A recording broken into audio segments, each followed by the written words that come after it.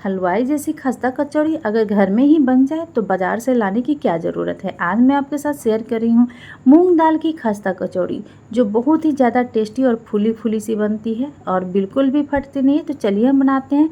सबसे पहले मैंने यहाँ मूंग दाल को 2 घंटे पहले ही भिगो दिया था। अच्छे से फूल जाने के बाद इस तरह से मैं मूँग दाल को पीस लूँगी। चलिए स्टफिंग तैयार करते हैं। तो एक पैन में तेल गरम करेंगे। अब इसमें 1 चम्मच सौंफ ऐड करेंगे, आधा चम्मच जीरा ऐड करेंगे और इन सबको अच्छे से इस तरह से चला लेंगे जिससे कि अच्छे से ये चटक जाए।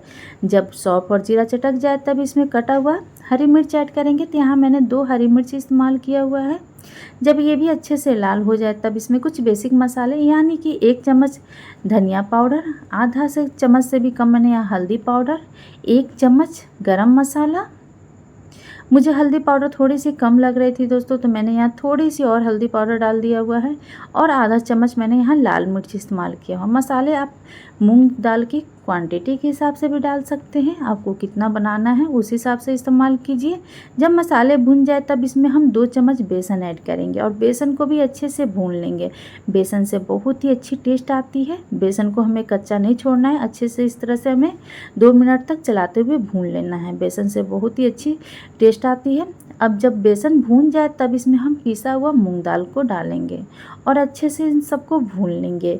बेसन जब हम इसमें डालते हैं दोस्तों तो इसकी थिकनेस बहुत ही अच्छी हो जाती है और इसकी टेस्ट भी बहुत अच्छी आती है। तो मूंग दाल को जब हम भूनते हैं तो थोड़े से समय ज़्यादा लगती है। मैंने यहाँ नमक अभी नहीं डाला हुआ है क्योंकि जब इसकी क्वांटिटी कम ज़्यादा मैं देख लूँगी मूंग दाल को डालने के बाद, तब मैं इसमें नमक डालूँगी। अब चलिए इसमें हम नमक डाल लेते हैं। तो स्वाद अनुसार मैंने इसमें नमक डाल लिया। थोड़ी सी नमक की मात्रा मैंने ज़्यादा रखा हुआ है क्योंकि स्टफिंग करते समय थोड़ी सी कम लगने लगती है। अब इसको टेस्टी बनाने के लिए इसमें हम 1 चम्मच आमचूर पाउडर डालेंगे। अगर आपके पास आमचूर पाउडर नहीं है तो आप 1 चम्मच इसमें चाट मसाला भी इस्तेमाल कर सकते हैं और इस तरह से हमें भून लेना है। थोड़ा सा भूनने में इसको टाइम लगता है और जब तक ये इस तरह से दानेदार ना हो तब तक हमें भूनते रहना है। तो चलिए स्टफिंग तैयार हो गई है। अब इसके लिए हम आटा गूँथ लेते हैं। तो सबसे पहले मैंने यहाँ पे आटा लिया हुआ है। अब इसमें मैंने आधा कप मैंने यहाँ पे तेल इस्तेमाल किया हुआ है मोयन के लिए। इस तरह से मैं डालकर अच्छे से मोयन कर लूँगी। तो देखिए ये सबसे ज़्यादा ज़रूरी है कि अच्छे से मोयन होना। इस तरह से हाथों से मैं मसलते हुए अच्छे से मोयन कर ली। देखिए किस तरह से हाथों में जब मैंने आटे को लिया हुआ था तो मुट्ठी बन जा रही थी, यानी कि हमारे मोयन अच्छे से डाली गई है। तो चलिए आटा को हम गूँथ लेते हैं। तो हमें आटे को ये नहीं है कि ज़्यादा टाइट गूँथना है, इसको सॉफ्टली ही जैसे हम लोग रोटी बनाते हैं उसी हिसाब से हमें इसको भी गूँथ लेना है। तो देखिए कितने अच्छे से आटे का डो लग गया है। चलिए इसको भी रेस्ट करने के लिए 10 मिनट छोड़ देते हैं। 10 मिनट हो गई है दोस्तों। चलिए अब इसकी हम छोटी छोटी लोइयाँ कर लेते हैं। हमें एक साइज़ की इस तरह से लोइयाँ बना लेना है। अब चलिए स्टफिंग फिल करते हैं।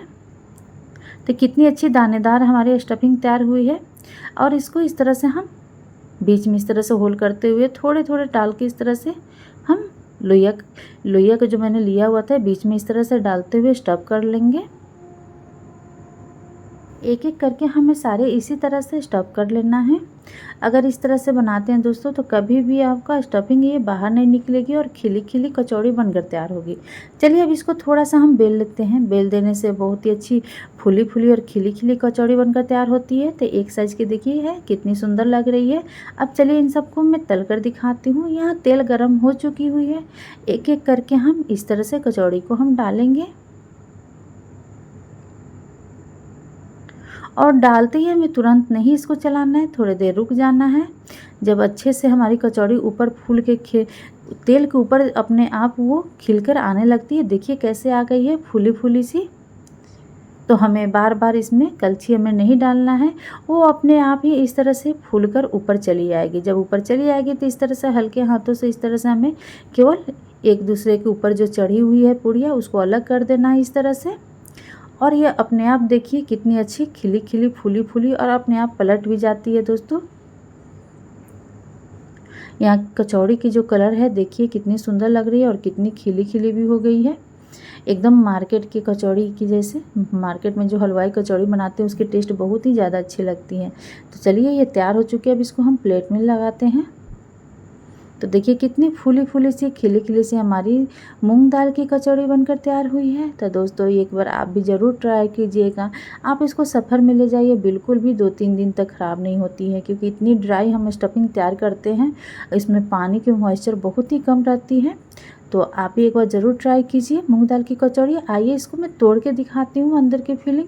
तो देखिए अंदर कितनी अच्छी फीलिंग्स आई है। इसके अंदर जो हम सौंफ डाले हुए हैं, जीरा डाले हुए हैं, उसकी टेस्ट बहुत ही अच्छी आती है।